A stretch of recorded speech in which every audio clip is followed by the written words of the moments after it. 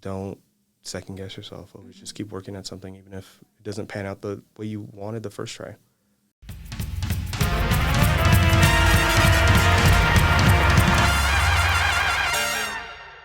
Hey everyone, my name's Nicole Camacho, and you are currently listening to UAZ Podcast. I'm here with my colleagues. Ursule. And Seliat, Ojelabi.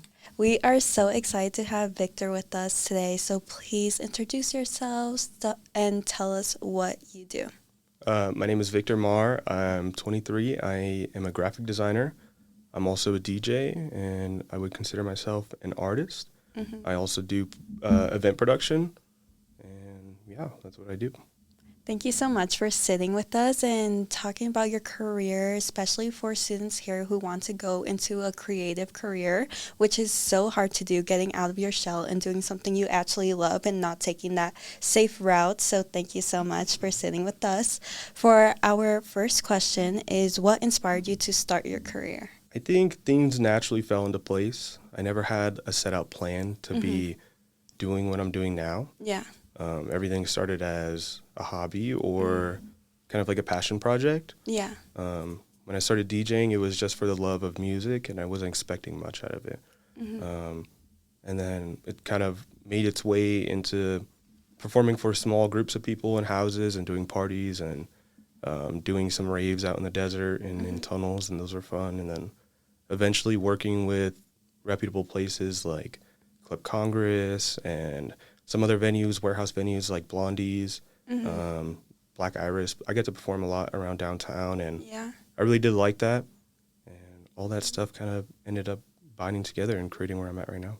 Yeah, I noticed that when you take a creative outlet or a career, it's a lot based on the community. It's not only, I would say politics, would be like you have to be with the community, but also in the creative career. So how does community play a role when building confidence and opportunities as a DJ, designer, and event producer?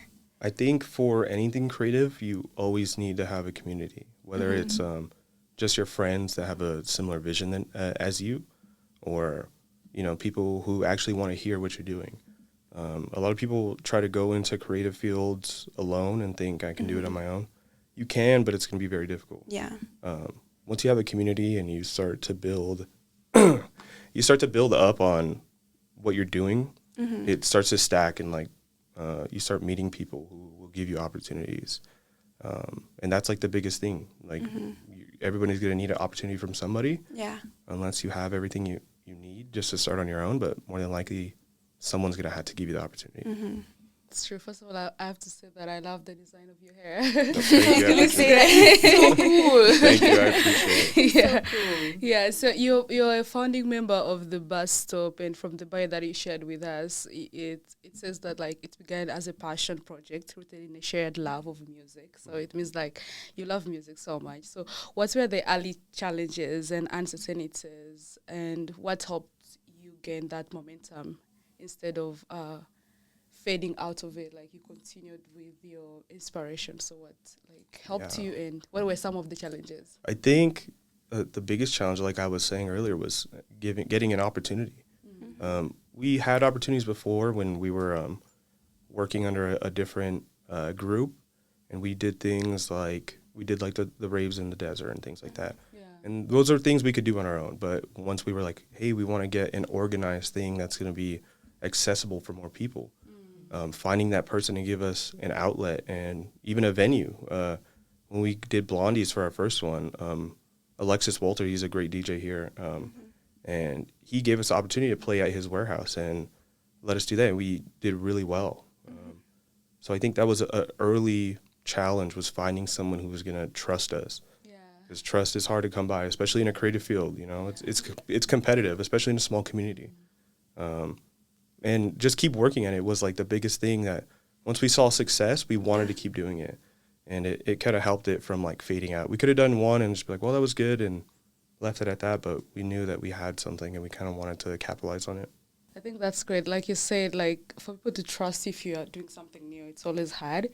But it's so funny because many people will be like, you can dream big, you know, you're just still young, you can do anything you want. But when you do something like that, everybody's like, I don't see where this is going. So you're like, how am I going to do this? Yeah. So to find people who can trust you at an early stage is so hard. But if you find one person or two people, and once you continue the same momentum, then people will be like, oh, this is real. I think I see where these people are going. Because it's like our podcast here, when we started, like we had a few guests, but like when we continued inviting more guests. So when people go on our Instagram and check on whom we've interviewed in the past, they're like, oh, you interviewed so-and-so, so I'm also going to come because I see where you guys are going. But when you just start and then like you fade away, sometimes we're like, I don't see where this person's going. Yeah.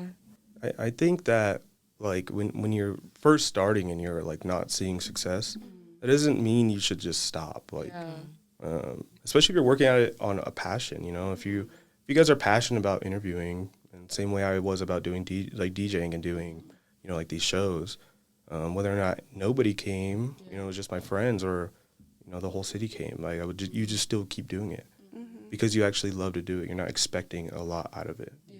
It's like a passion.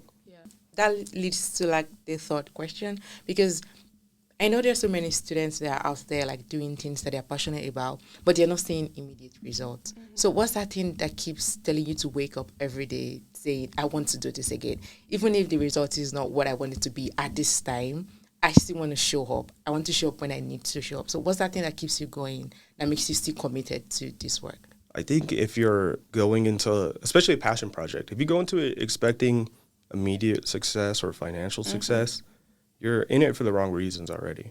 You need to do it because you love it. And whether or not you're seeing success, it's just like, for example, I had started like a radio show on SoundCloud and I wasn't expecting much out of it. And I had invited this one person from overseas, one of my favorite DJs and producers. His name is Mannequin05, and he's like this young kid who does stuff, and I really like his stuff. And I was like, remember it was my first semester, and I was like, well, he wanted money for it. And I was like, of course I'm going to pay him. But I remember it was like a decent amount of money for me at the time. I was like, I just had to pull the trigger because I wanted to see what I envisioned. I knew I had saw this in my head, and I was like, I need to make this happen, whether or not I lose money, and I'm not going to make anything on it. I want this to happen. And doing that opened doors for me later on. And you don't know. You know, you could be working on something now that, you know, you're thinking, well, that didn't do much for me. But eventually, when you start doing more things, it opens doors. You meet new people. Those are valuable more than just making a couple bucks off something. Building a community is more valuable than anything you do. What age did you start DJing? I think I was 19. I was already DJing like a little bit just in my bedroom, but I had gotten my first opportunity to actually play somewhere by my friend Efrain. His name is Pondy Map, a DJ. And he gave me an opportunity to play at a place called John Henry's. It's a small little dive bar downtown.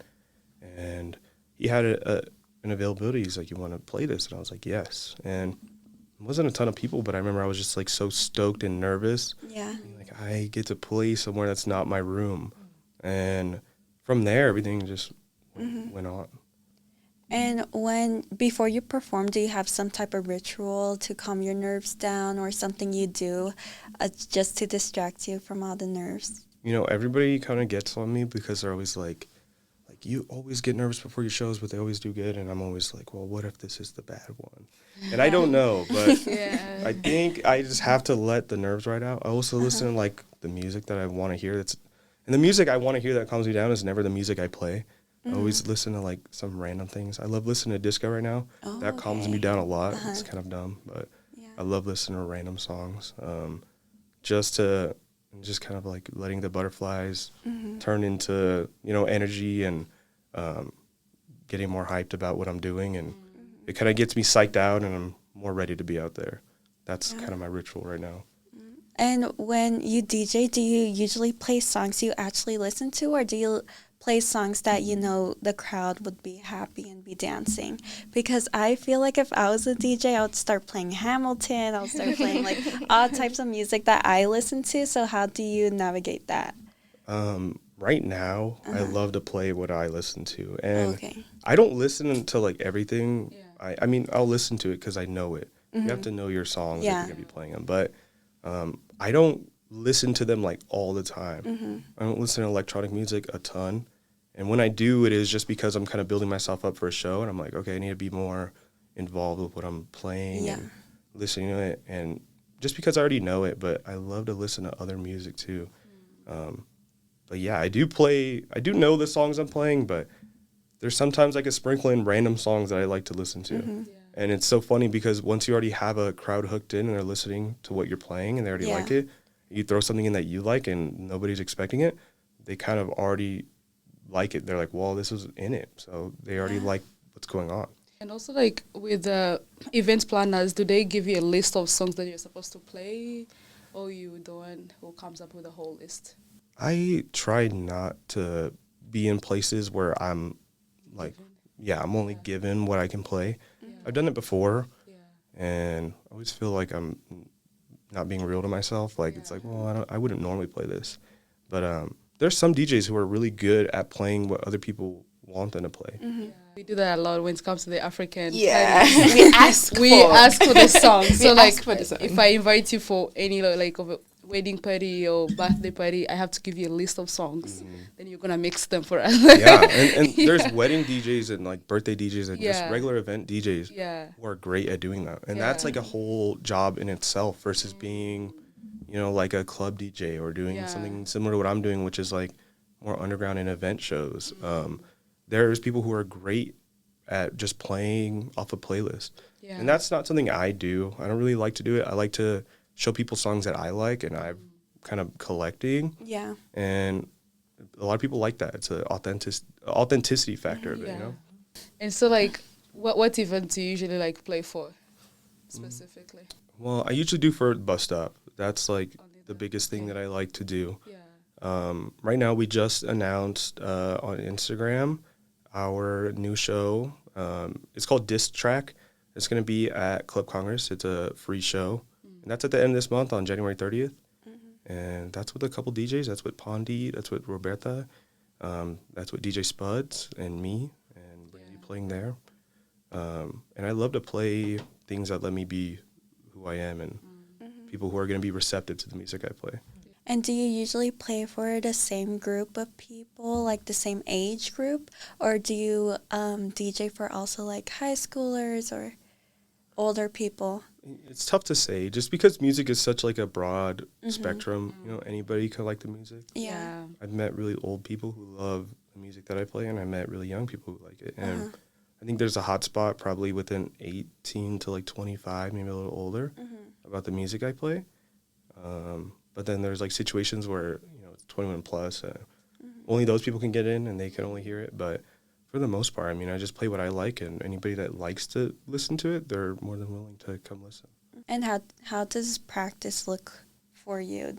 Are you at your house, like, blasting music, or how does it work? When I practice, which is quite often, I think lately I've been a little slacker on it, but I think I'm always blasting music, in my own ears, though. I don't like to play it throughout the house. Okay. I just wear headphones, and I do that, and I probably play for like 2 to 3 hours at a time just to really feel and understand the songs I'm working with. I think that's a big thing, is just understanding your library and trying what works. You'll play 2 songs together and you'll be like, well, I didn't like the way that one sounded. You'll try it with a different song, and you'll just keep going through and just like cycle through all your songs that you have. And are you more on the, like, serious side? Because I know Tara Yummy just became a DJ, and she mixes, like, SpongeBob music into, like, real music. So do you do that, or are you just more, like, song honestly, after song? I really do like to spice it up, put random things in there. I think for Halloween, I was playing, like, random songs at Congress just because I was like, only get an hour. It's a really big night. And I could have just played it safe, but I was like, I just want to play random disco songs, and I think it's funny, and I think it's good. So I did that, and then I know, especially early on when I was first starting, I would play songs that were like out of left field, like they just like didn't belong. And it was funny to me and all my friends, and people would just be like, what the heck? But I think, like I said, once you hook a crowd in and you play random things, they'll like it regardless because they're already in the energy of it. So if it fits, then it fits. So, consistency is often overlooked in creative careers. What did showing up consistently look like for you? I think when I was first starting, I had said yes to like a couple things that I normally now wouldn't say yes to. I think the biggest one was I got to play at this skate shop called Blocks, BLX, and it was for 5/20 days, so it's like on May 20th. Yeah. I got to play there, and it was supposed to be me and my friend, but my friend said that he couldn't play anymore. And he said, me just do it all on my own. And once I did that, I met and got a little closer with some of these people who I work with at bus stop when I do bus stop now. Yeah. And there's always like opportunities to meet people in places that you don't expect. When you say yes to things that because most people have like a vision of what they want to look like. I want to be like mysterious or something. Yeah. And people don't want to be that person to be like, well, I'm going to say yes to this thing that puts me out there and I have to do what other people want. Early on, I think you should be saying yes to a lot of things. And then once you tailor what you're doing, then you could be like, well, I don't want to do that. I want to do this now. So being consistent is learning early and building foundation for where you're at and building connections. That was consistency for me. And that's really great because sometimes there are so many opportunities out there that you may never know of. By just talking to a lot of people, you get to learn so much from them, because one thing I realized, like, many people are ready to share about themselves or what they're doing. And so, like, by you being outside, taking on different opportunities, you get to learn a lot that you never know that you could even have achieved. A lot of people say, like, oh, like networking. And I think networking is good if it's authentic, but there's some people who are out there that just want only to network and they're only looking. And I think building a real connection with people is the most important thing. Yeah. And those real connections, which is always the hardest part of it. They lead to more authentic things instead of like, oh, well, I know this guy who does this. I know that guy who does this. And having like actual connections with people is more important. That's true. Okay. I was going to ask something after you asked your question. I was going to ask that, has there been any time where, you said, at the beginning, you were accepting different proposals, different requests. But now, is there any time when you feel like you think you can accept something, but like a couple of days to the event, you're like, I shouldn't be doing this? Or you just go regardless? I don't want to say that I'm like upset with anything I've done. I think everything I've done has led me to a place where I'm at now and I feel somewhat successful, And there was definitely times where I'm like, oh, should I be doing this? It feels like not me. And then I go do it, and then I'm like, well, there was no reason I shouldn't have done it. I don't need to maintain like this image where I feel like, oh, I look cooler if I don't do it. You do it and you meet people, and people come to your next show, and it kind of makes up for it. So just saying yes to something. You don't have to say it all the time, but saying yes to things that you normally wouldn't, it helps you out. You'll meet new people. And which one has been your best show so far? I think playing Rialto was really fun. I got to play Rialto, and it was my best, but it was also, I felt really critical of myself because it was in front of such a large crowd. I don't think I've ever played in front of that many people in my life. I remember looking up from the decks and just like seeing a sea of people just looking at me, and I was like, oh my God, and I felt so nervous, but it ended up working out, and I think that was my best one. I mean, some other ones that we did was with Bus Stop. I think Bus Stop has been really successful. We kind of sold out at this place called Black Iris. It's no longer around, but had a really big venue. We did over 300 people in a pretty small club, and it felt really packed, and people loved it. I mean, I had like a lot of people afterwards telling me how much they enjoyed the night, and providing that experience for people is always so fun. Your work requires intentionality, and we could also say inclusivity is a big part of it. So how do you create spaces that felt authentic and inclusive, and what lessons can students apply when they're trying to build their own creativity? I think when you're trying to be like other people, you're kind of boxing yourself in already. You don't allow yourself to be true to yourself, and that is what authenticity is all about. When we did Bus Stop, we were looking at music from all over the world, like Jersey Club music out of New Jersey, and Baltimore Club out of Baltimore, and just music from all around the world, Detroit techno, Chicago house, and then even music over there in the Netherlands, like we were playing. all in one little hub that was here in Tucson. And even the visuals of it, when I was doing the design work for the flyers, it's inspired by like the London Underground. There's that look of it, that like metro look. And that was like an authenticity thing because we all enjoyed these visual things, these sonic things, and we all wanted to implement it into one thing. And that's what made it feel authentic, I believe. And people were receptive to it. For any students who want to go into a creative path, what steps can help them turn a passion into something sustainable? I think you shouldn't turn your work into like something that you love into like an obligation. Yeah. You know, when you're working on it and you're thinking, oh man, I gotta do this or else nothing else is gonna be, you know, I have to make this work. I don't have another choice. That can be good in some ways, but I think you if you put too much stress on something you love, it's no longer something you love anymore. Yeah. You have to maintain the joy that you have when you first started.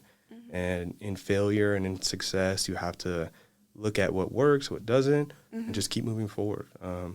Everybody should kind of have that idea when they're working in something successful, in creative. Yeah. And don't second guess yourself. Always just keep working at something, even if it doesn't pan out the way you wanted the first try. Oh yeah, that's true. And like in your bio, it said like you have developed like kind of like a non-traditional creative career. But the thing is, like, most students are going to school, and so there's where we learn things. We have steps. They teach you, like, especially if you're in the Ella business, it's like they teach you, these are the steps to create a company. If you want to be a manager, this is how you should do it. And so, like, because since you didn't go through the same path, and you managed to create something that is really, like, growing up every day. So, like, how did you manage to create something like that without going through that the normal path of kind of like a student? Yeah, I think having a vision of what you were wanting to do, like there's not a traditional route with things like DJing. Like you can go try to be, like I said, these things that are resident DJs or wedding DJs, and those pay, But if you're looking for something more like this is what I'm doing is a little more underground. It's not something super. You can't monetize it a lot. And unless you're like very popular on the internet and you do all these things, then you could get paid really well. But for the most part, you're just going to have to do it because you love it. And when you have to go through steps, like that's a good thing to have in mind. Like, oh, I know how this works traditionally. Even with graphic design, right? I learned on my own. I didn't learn in school. And then I was like, yeah, I have an understanding of what I'm doing. But then when I went to school for it, on top of what I already knew, I was learning things that I didn't know, and it made things easier. So using real life experience and scholarly experience, and you work those together, they end up like making things so much easier and more authentic instead of just being like kind of corporate. And I'm kind of like that most of the times. Like when I'm learning something new, I first try it on my own. Once I fail to do it, then I go to to study about it. But like it becomes more clearer because I did it first. I failed to do it maybe in certain ways. Then when somebody explains this to me for the second time, I get a very great understanding of everything. So like you mentioned that you like currently do a lot of like DJ, but not kind of like for the most events. So like, and the University of Arizona is one of those schools kind of like we are ranked #1 party school in America, because I was in Boston last year and a few students came to me. They were like, "Are you coming from the UVA?" I was like, "Yes." And they're like, "That's the party school." I was like, "How did you get these people know about like the party school around us?" So I'm sure like most students would love to invite you for their event. So like, do people apply to invite you? Do they like how does that work? I don't mean to be like rude or anything because I do appreciate when people are requesting me to do things. Yeah. But I don't know. I try to limit what I do just because for my own sake, it can be kind of mentally tasking to go do things.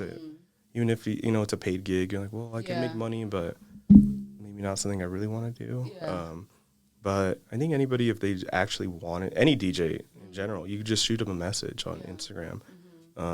If they reply to you, then they'll say yes or no, or if they ignore you, then you kind of get the message. But I think it's a hard thing to say no to people sometimes, but you kind of have to be like, know what's good for yourself and say, I don't really want to do it. Well, thank you so much for coming and speaking to us. Yeah, we appreciate you sharing with us your journey this has been an inspirational because, like you mentioned, you did drop out of school like very early, but then still you had something that you're doing, because most people when like they're not in school, they kind of feel like they can't do anything at the end of the day, but you did take that yourself and had to work on something that is meaningful to the community, that's bringing joy, because when it comes to music, something that we all connect to. It doesn't matter if I know how to speak Spanish or English or what, as long as I love the beats, I'll go with it, and it connects me, and it does connect a lot of people kind of like in a community setting. So what you're doing, it's great because it's bringing joy.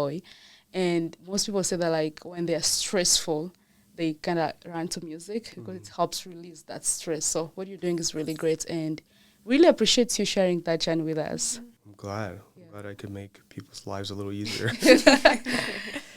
And then one good thing you said that I learned from is how music helps you to become, and like that's your work, that's what you do, that's what you're passionate about. But that's still what you run back to when you need to like feel good about yourself, and when you feel nervous, music helps you to calm down. And I find that very beautiful. Being somebody who can do that for people is awesome, and I love seeing people just dance. It's so fun. And even being in that energy, it just helps. It helps you feel better about yourself, gives you confidence.